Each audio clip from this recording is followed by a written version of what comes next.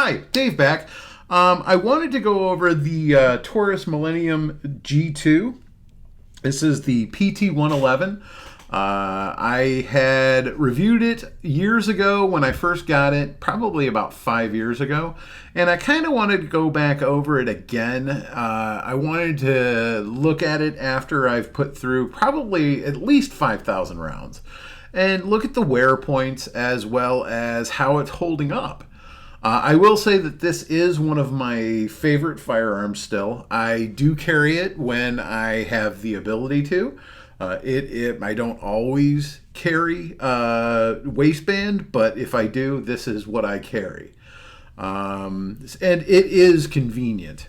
So down here on the table, you'll see that it is actually already broken down. I have taken it apart just to show that it is not loaded. Can't be loaded if it's completely apart like this. Barrel's empty. And I also wanted to be able to show you the wear points. So it is wearing at the top of the clips here. You can see there. It is wearing and you can see where they're wearing on the slide. Once again, keep in mind, this is about at least 5,000 rounds. There's your block for your striker block. The face of it is not bad. You can see in here, it's actually still has quite a bit of the coating on it. The extractor still has a nice sharp edge to it, so it's actually quite smooth still. The loaded chamber indicator still has some good snap to it. I still have the stock sights to it. These are adjustable sights for windage. I believe it's windage and elevation, probably the other way around actually. I haven't had to adjust this in a long time. And it does still function 100%. You'll see down in here, there's some wear in here, down inside. The only piece I've ever had to replace was the recoil assembly. And honestly, that happened pretty early on. I did consider getting one of the steel ones, but the polymer one has functioned 100%, and I haven't had the same issue. I have a feeling there was a problem with the initial batch, and when they replaced it, it resolved the issue. I have not had an issue since. Now, in the rounds I have put through this, and I'm looking down the barrel. I don't know how well you're going to be able to see down there. The barrel is pretty clear. It's got nice grooves still. The edge here is still very sharp. When I first got it, this actually sliced me open pretty good. But through this, I have put my reloads that I've created, other people's reloads that I have purchased for shooting.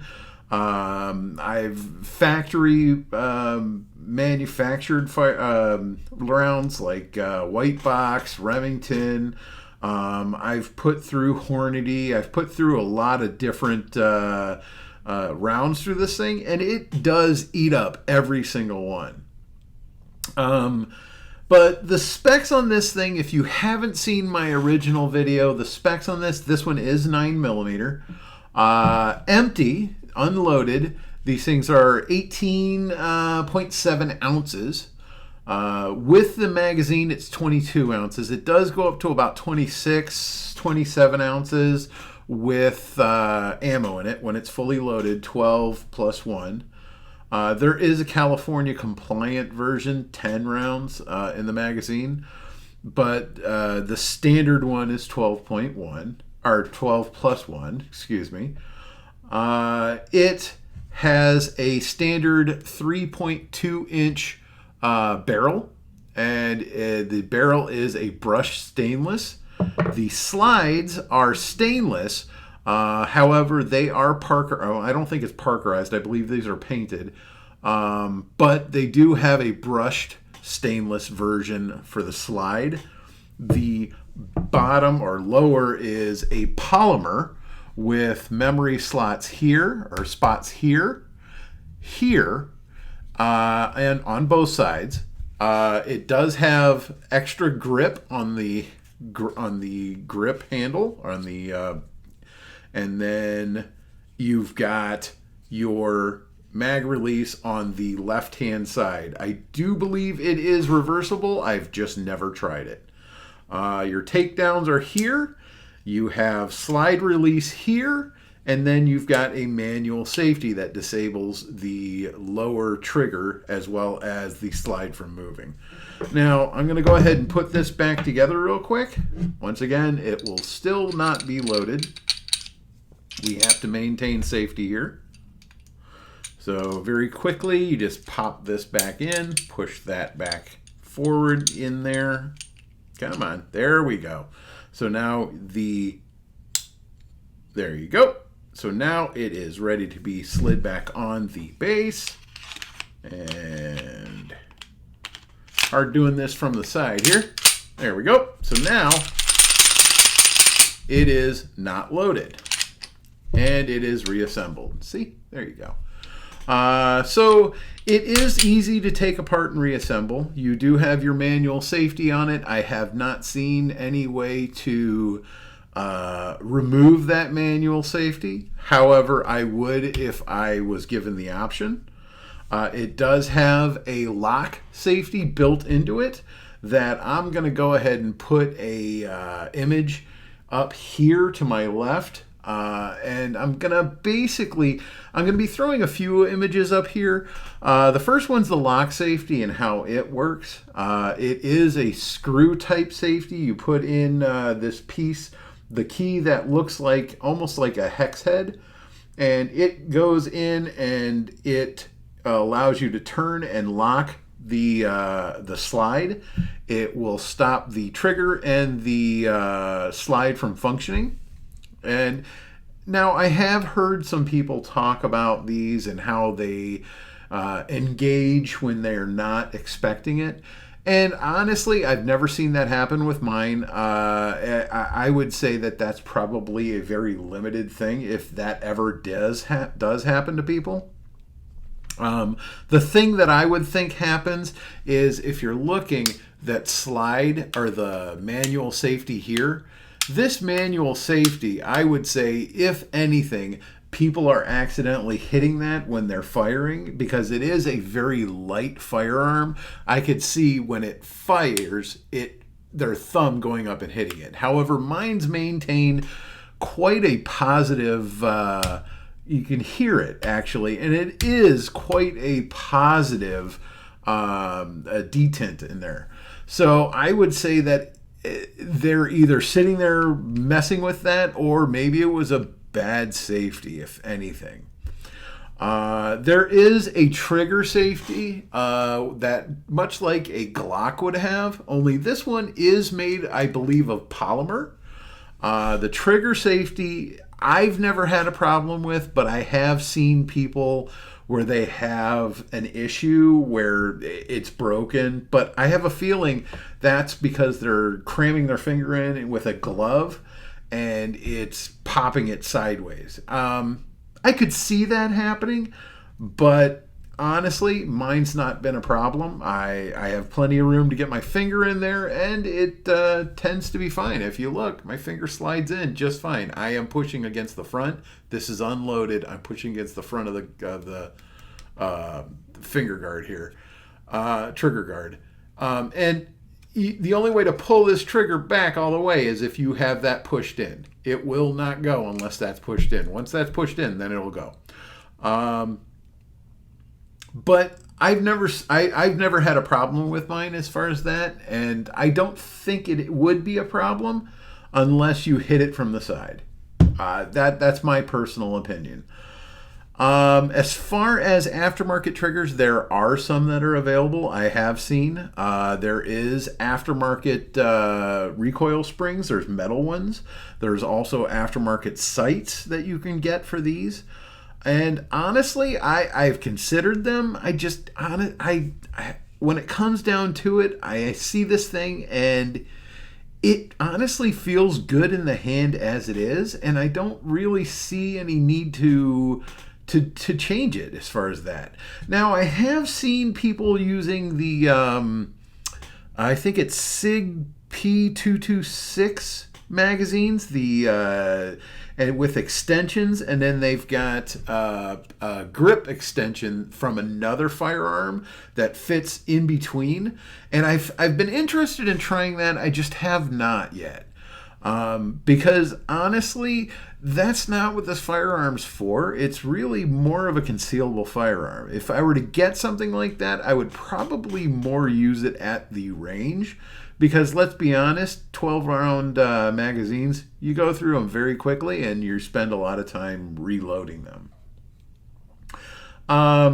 The trigger is a single action trigger. However, it does have the ability, once again, not loaded, it does have the ability to second strike. So once you've pulled the trigger, it does allow you to do a second strike. It is like a double action trigger, and it is a double action trigger. But the reason why I don't call it a single double action trigger is because there's no way to use that unless you have to do a second strike on a round. So honestly, it is a second right strike trigger, and it does give you a long pull, and it is a harder pull. The weight on the trigger, Taurus says, and I'm gonna put the specs here. Taurus says that it is a 5 to 9 pound trigger, but I would say it's probably closer to 5. Honestly, I would say, you know what? That's probably right, thinking about it. The 5-pound trigger would be the single action, the first strike, and that's about 5 pounds. The 9-pound trigger would be more of the double action, the second strike. So that makes actual sense now that I think about it. Just now, actually.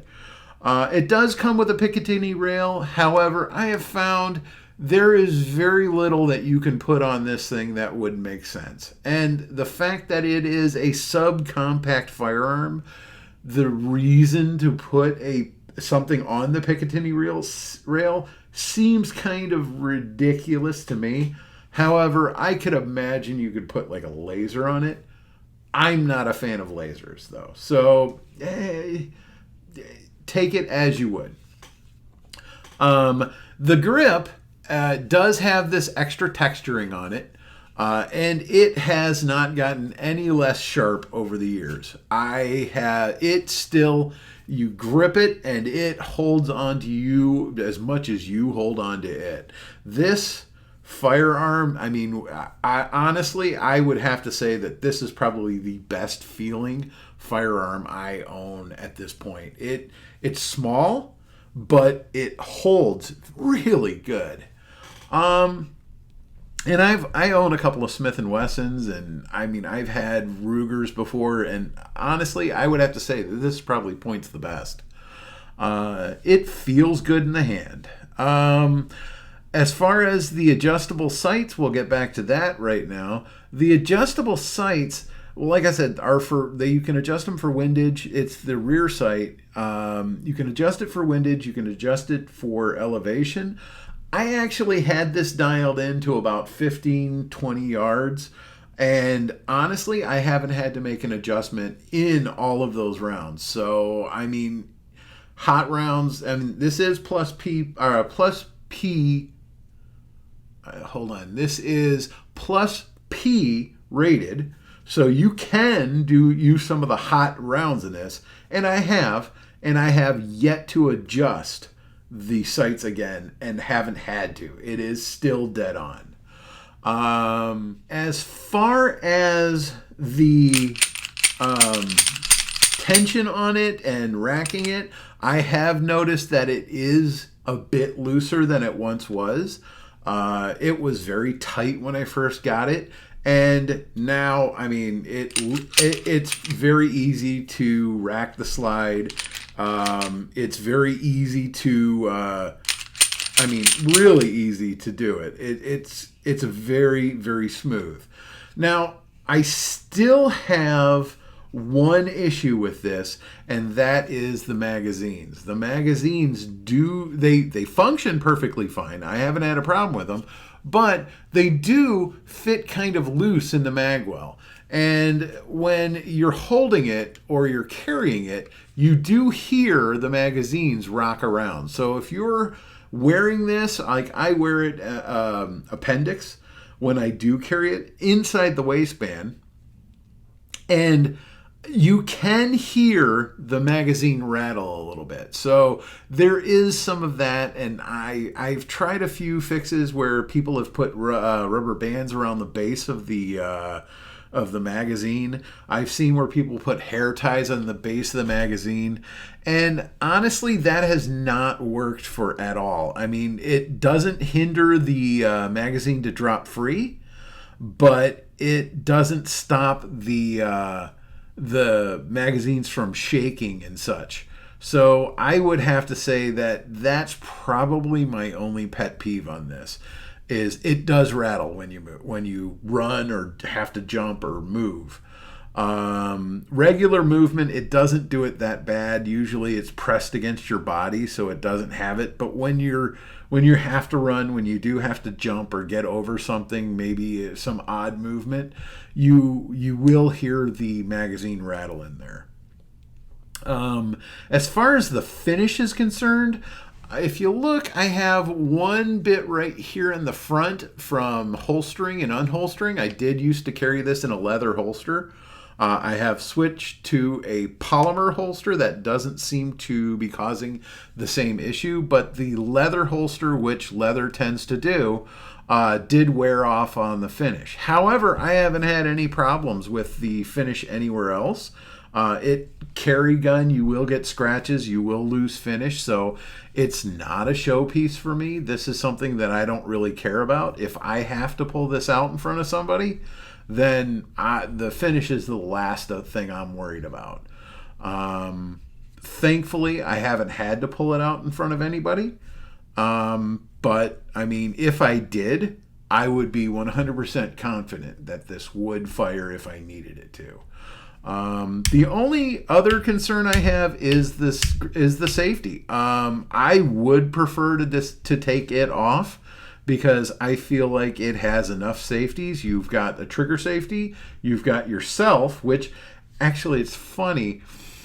Taurus has a listing of all the safeties, and the first thing they list is you. So I think that's kind of funny. But that being said, I would rather get rid of that safety, and honestly, I never use the lock safety. So I mean, I keep it locked in a safe, so if I need it, I can pull it out and use it. But that's my opinion on this. It has been functioning. It is still one of my favorite firearms. I do enjoy shooting it. I haven't been able to shoot it as much as I want to lately, but I do shoot it whenever I can. And what is your opinion? Do you guys own one of these? Are you watching this because you own one and you want somebody else's opinion? Are you thinking about getting something like this? I know that these were originally, they were $250 all day long. And then around the time that the G2C came out, they had them, I believe I saw the lowest was $199. I think I paid $239 for this about 5 years ago. But they're pretty inexpensive. You could usually get them $250 all day long. But what's your opinion? Tell me what you think. Go ahead and leave me a comment below. If you disagree with me, tell me why. Why do you not like it? If you do like it, then tell me what you like about them. For me, for the most part, is the feel of it, the pointability, and the grip. I like that feel. But, I mean, let me know. I also like the reliability, obviously.